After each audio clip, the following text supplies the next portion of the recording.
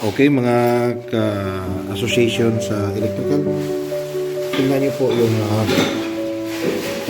pag-set up natin sa yung hydraulic trim. So kung meron po tayong 150, ito po yung kanyang pressure or yung tinatawag na mold. Okay, so ang pag-set up po nito, kailangan nakaganyan lang.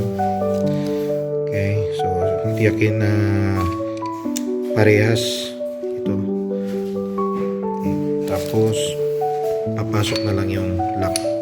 Okay, so kung halimbawa man meron dito sa gitna ng lock na 150, pagka binomba mo yung handle, nagpe-press po yung hydraulic hanggang sa magsagad. Sige to.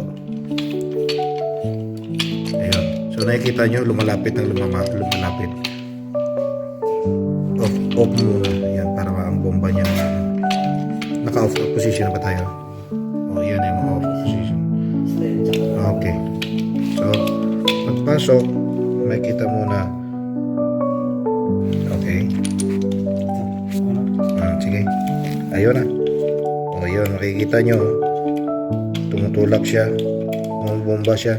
Hanggang sa itong dalawang volt mag-compress. Pag nag-compress ito, ibig sabihin yan, ang lug na ginamit natin na eksaktong 150, ibig sabihin na ipit na ng gusto yan. So magandang resulta nito kasi back to back to eh. Malinis at saka professional po yung pagkakagawa. Okay, so abangan nyo po yung ating pang ibang feature videos. Maraming salamat. Please do like our page, follow at mag-subscribe na rin.